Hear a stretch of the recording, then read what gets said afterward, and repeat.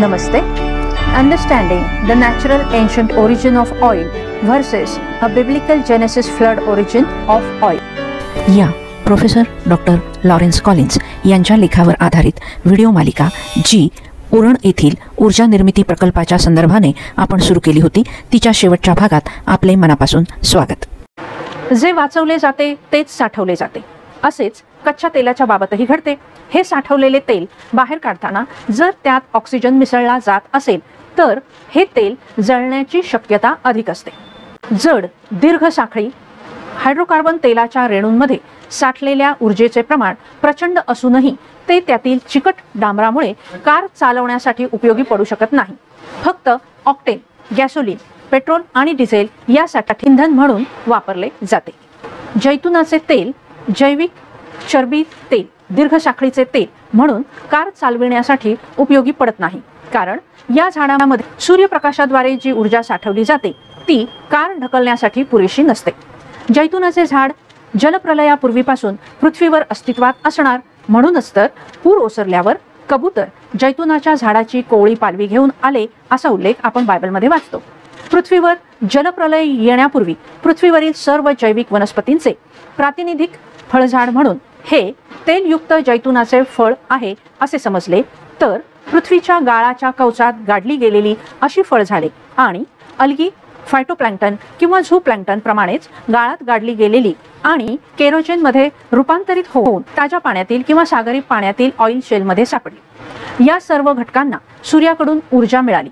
मात्र hydrocarbon alkane तेलाच्या एका रेणूमध्ये जितकी प्रचंड ऊर्जा सामावलेली असते त्याच्या तुलनेत अत्यल्प ऊर्जा मगाशी सांगितलेल्या घटकांमध्ये मिळते.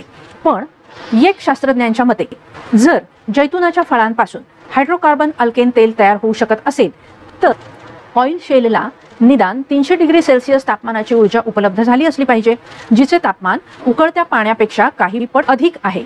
आणि नोहाच्या काळातील जलप्रलयाचे पाणी उकळत होते असा उल्लेख बायबलमध्ये कुठे आढळत नाही. मग हे कसे शक्य आहे? त्यामुळे केवळ रशिया आणि युक्रेनच्या भूगर्भशास्त्रज्ञांनी व्यक्त केलेल्या अंदाजाप्रमाणे अधिक अभ्यासाअंती तेल निर्मितीबद्दल विचार होऊ शकतो. अन्यथा भूपृष्ठाखाली प्रचंड खोलीवरून तेल प्राप्त केले जाऊ शकते असे प्रोफेसर डॉक्टर लॉरेन्स कॉलिन्स, केन वॉल्गमथ यांच्या सहकार्याने त्यांच्या लेखातून अभ्यासू चर्च भक्तांच्या लक्षात आणून देतात. मंडळी, अशा वैज्ञानिक संशोधनातून आज आपण आरामदायी आयुष्य जगत आहोत. मात्र माकडाच्या हाती कोलीत किंवा दुर्जनांचा स्वार्थ प्रत्येक ज्ञानाचे संशोधनाचे वाटोळे करू शकतो हे ऐतिहासिक लिखाणांमधूनही आपल्याला माहीतच आहे. सॅटेलाइटच्या साहाय्याने पृथ्वीच्या गर्भात कोठे काय आहे हे माणूस शोधू शकतो, पण शेजाऱ्यांची काय गरज आहे त्याने न सांगता आपण ती भागवू शकतो का हे दाखवणाऱ्या ज्ञानाचा अजूनही प्रचार आणि प्रसार झाला नाही. जगातील प्रीती थंडावेल आणि विश्वास संपेल ही येशूची वचने खरी ठरताना तर दिसत नाहीत ना.